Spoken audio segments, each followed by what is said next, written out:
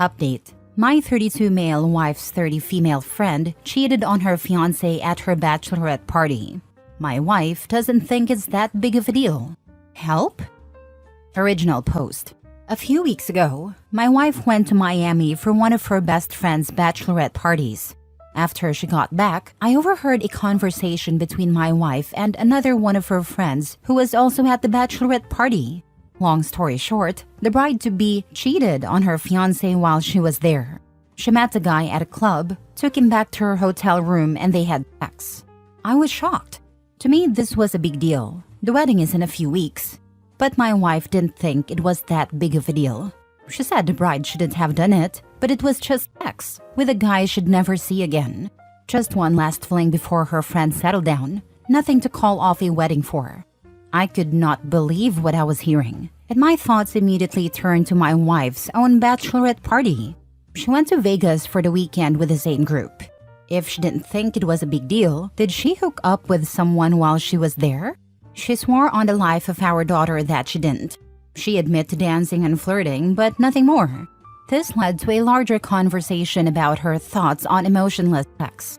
Another shocker was that she admitted that if I were the type of guy who would be okay with her sleeping with other guys, she would probably do it. She knows I wouldn't be okay with it, so she has never brought it up. She again said that sex isn't love and that she has always been able to sleep with men and not get attached. Her friend thinks the same way. Now, I'm not thinking about divorce, but I feel like my entire world has been turned upside down. What does everyone think? Edit, I wanted to add one more thing that gives a little more insight into her thinking.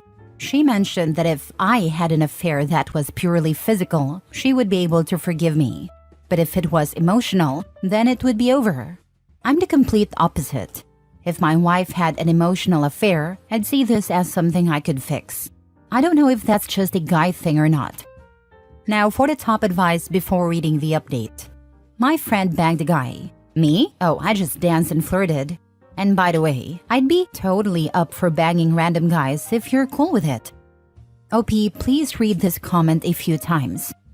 That would be enough of a difference in morals for me to heavily consider divorce. And I've been married to my wife for 7 years, and we have a kid. I wouldn't want someone like that raising my children.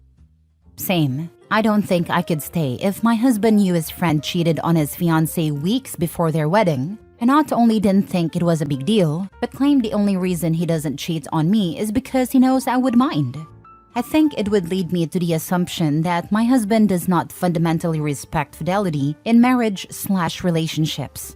I think I would consider this viewpoint to be as good as cheating. If it's no big deal, why hide it from her future husband? The argument falls apart right there. That and OP is gonna come back to the comment section with everyone on Reddit telling him it's pretty obvious his wife has cheated on him at some point. Gonna be a tough Thanksgiving for OP, lol. That's probably because she did the same at her bachelorette party, dude. Ask if she slept with anyone at her bachelorette party. When she says no, ask her why she didn't. She clearly doesn't think it's a wrong thing to do. If she says she didn't sleep with anyone out of loyalty to you, ask her why it doesn't apply here. Now for the update. Anyway, many of you told me to tell the fiancé. I debated it, but another one of my wife's friends, call her Claire, who was also at the bachelorette weekend, beat me to it. The whole scene was quite dramatic from what I heard. My wife and Claire were at the house of the friend who cheated. Call her Wendy. When the fiancé came into the room, Claire said to Wendy that she needed to tell him now, or she would. The fiancé pretty much knew what she meant, and basically broke down. There was a lot of screaming and crying. The fiancé took it really hard, and as of now, the wedding is off. My wife looked shaken when she came home. She ended up apologizing for making light of the situation, given how much pain it caused the fiancé. I told her, no kidding, and she admitted that her views on this were obviously much different than most people's. She gave me a hug and said she would never be able to live with herself if she hurt me like that. As for what happened at her bachelorette party, Claire was present for my wife's bachelorette as well. Claire and I have also been friends for years. I met my wife through her actually. So it stands to reason that she would have definitely told me if my wife slept with another guy during her bachelorette. So I suppose I'm satisfied for now. Your wife sounds somewhat low empathy, but I suppose if this concrete event of seeing others' significant distress and pain over infidelity taught her some empathy/compassion, that is a good thing. And store this memory in your mind though, as she doesn't have a solid moral compass clearly. The status update is very dramatic, but it doesn't get at the issue of whether OP and his wife have defined cheating and set boundaries in their own marriage. It is doubly important that they do this, since OP's wife doesn't seem to be on the same page as him. Good point, but I will say this is clearly a monogamous relationship, and obviously banging a random dude and lying about it while you're in a monogamous relationship is cheating. So your wife had to have a front row seat and experience firsthand the devastating effects of cheating in order for her to finally understand why cheating is wrong, horrible, and cruel? That's still hella sus. I would never look at my wife the same way again, but if you guys are able to work past it, then all the more power to you. I hate that I agree with the sus part. Did she say she never cheated, or only that she didn't want to hurt you that way? Because if she cheated, she could avoid hurting you by never telling you. I would still have a look at the phone bill and messages. Have a heart-to-heart with Claire too. I agree it looks hella sus. Even if the friend Claire seems like she would out any cheating, it's also been a bit since the wife's own bachelorette party, and they now have a kid. If the wife was faithful or not back then, everyone is now looking at the family dynamic and keeping quiet about any possible infidelity. Last story. Update. I feel like my husband, 26 male, puts things off until I, 26 female, ends up handling things myself. Original post. My husband and I have had a rocky relationship. It's been 3 years since we got married, and I always hoped it would get a bit easier. I feel like we've tried a lot of different things to improve our relationship, but I often find myself feeling defeated and sad because it seems like nothing will ever change. Right now, we're in the process of moving. I stayed behind to finish things up at our house, and he's gone ahead to start working. We're literally starting from scratch. I sold everything, including our cars. We need to have a car, so I asked him to buy one and have it ready for us once I'm ready to move. He's met me with so many excuses, and I'm just tired. I'm finally flying to meet him next week, and there's still no car. It's been a month. He mentioned to me offhand the other day that he was planning on buying a car once I fly in. But doesn't that defeat the purpose? All I asked was that he had one ready for when I arrived. I really don't want to go car shopping the second I get off the plane. I was excited and hopeful about the move. We talked about how things were going to change, and he seemed so motivated. But now I feel defeated again. I don't even feel angry anymore. What was I expecting? I'm not sure what advice I'm looking for. We get along pretty well when there aren't any big life decisions involved. He's a nice guy. I just don't trust him to take any responsibility in the relationship. I guess, has anyone been in a similar relationship? How did it go? When was it finally enough for you? Is there anything that can change? I'm really interested in starting couples therapy, but I'm afraid of putting effort into something that might not even work. Now for the top advice before reading the update 3 years later.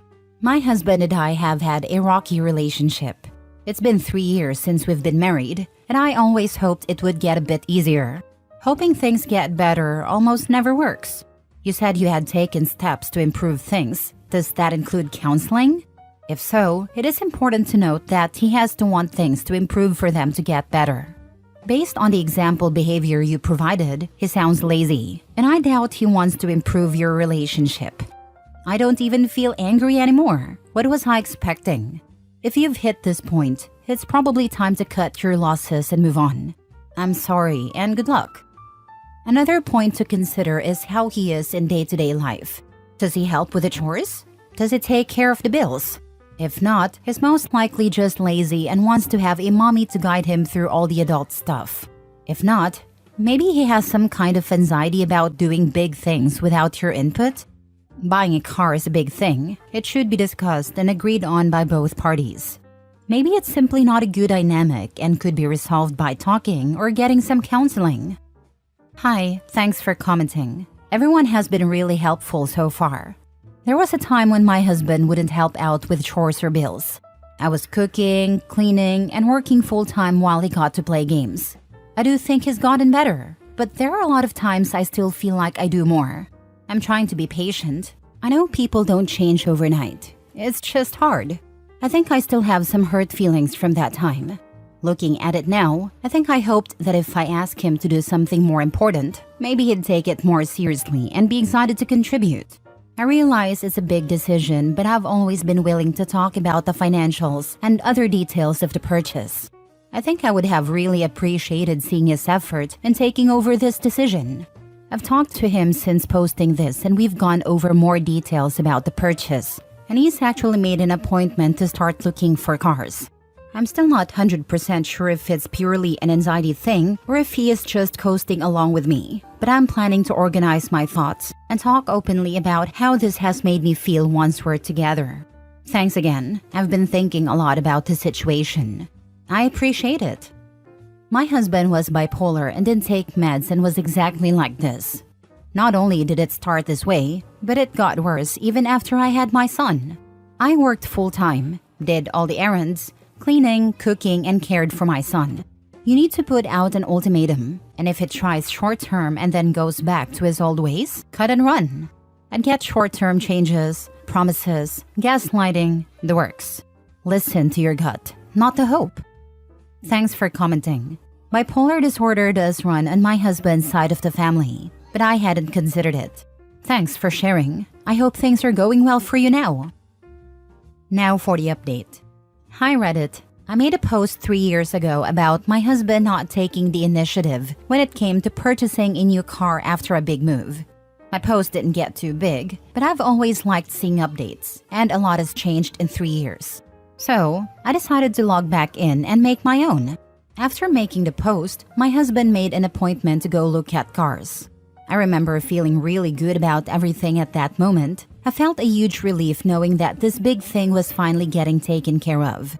When his appointment came, my husband called me to tell me some good news. He had seen one car, decided it was good, and told me that this was the one we would be buying. While he was still in the dealership, I asked him to tell me the details, like how much the interest was and how much the car cost. I asked him if he had compared it to Kelley Blue Book to see if it was a fair deal. My husband was kind enough to ask the salesman everything, but after each question he added, "I'm sorry my wife is making this so difficult." I was pretty hurt and embarrassed by this and told him so, but he said all my questions were frustrating and were slowing down the process of the one thing I had asked him to do. In the end, he decided to wait for me to arrive so that we could sign for the car together. I ended up getting picked up from the airport and taken straight to the car dealership. We got a good interest rate on a car, but we ended up overpaying by about $7,000.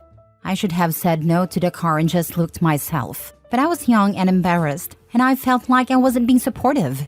Thankfully, that car ended up being our only shared piece of property in our divorce.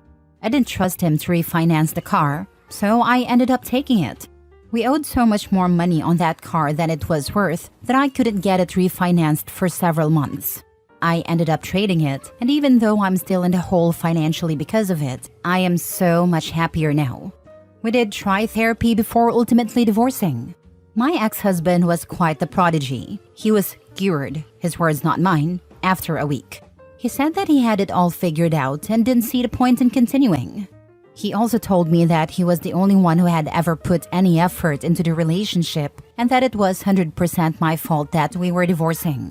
He told me that no one would ever love him again if I left, and that he might as well off himself because there was no point in going on. When that didn't work, he said that no one would ever love me again, and that I was lucky he had stayed around as long as he did. He then asked me if I would forge his signature on the divorce documents because I was basically forcing him to do it anyway. I did not. Anyway, I'm happy to report that he was successfully able to move on from the trauma I put him through.